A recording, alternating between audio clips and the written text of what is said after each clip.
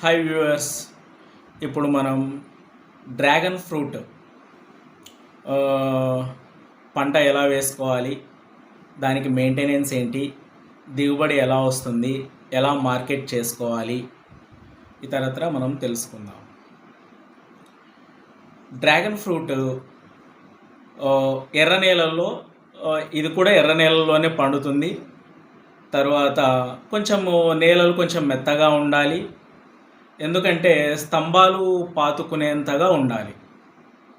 మనము రాళ్ళ స్తంభాలు పాతుకోవాలి. తర్వాత ఒక ఎకరానికి 500 స్తంభాలు వస్తాయి. 100 సెంట్లు ఒక ఎకరా.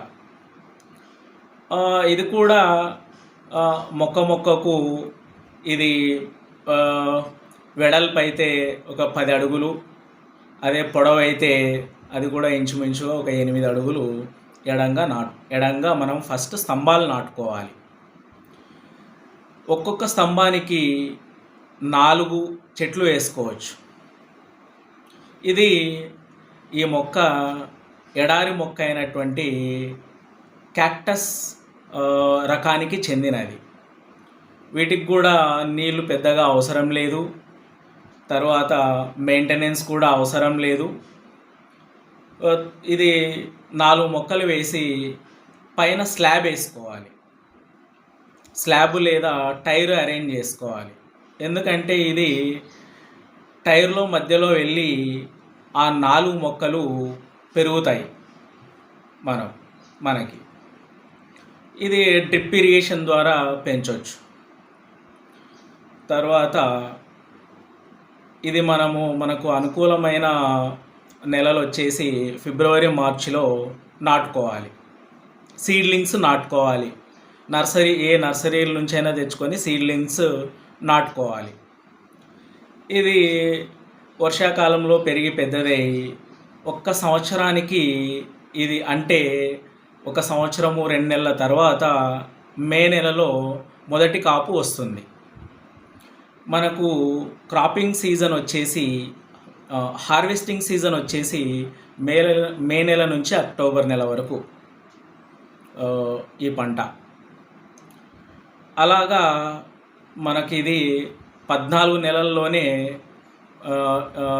ఈ మొక్క నుంచి హార్వెస్ట్ చేయొచ్చు. తర్వాత దీనికి మొదటి సంవత్సరానికి మొత్తము కలిపి డ్రిప్ ఇరిగేషను, స్తంభాలు, సీడ్లింగ్స్ వీటన్నిటికీ కలిపి ఒక 5 లక్షల వరకు ఖర్చు వస్తుంది.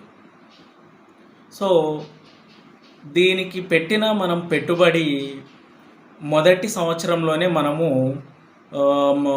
తిరిగి మనకు లభిస్తుంది.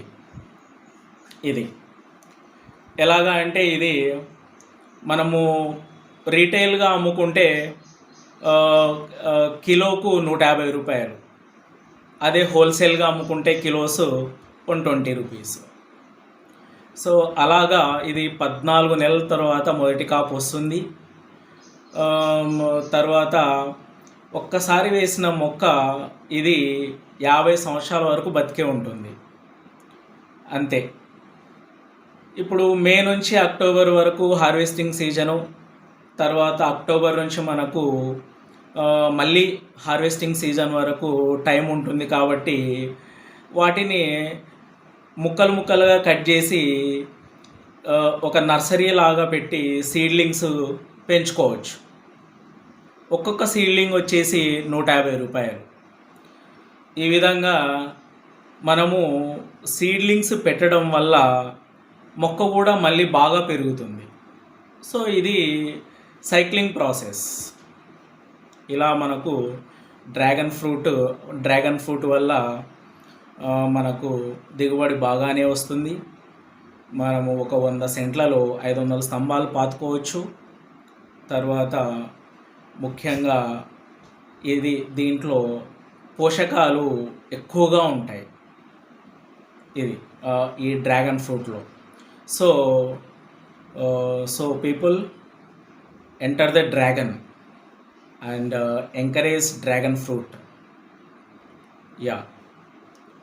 Today we are going to plant areca nut plants. Okay, I am in that way. Okay, see you.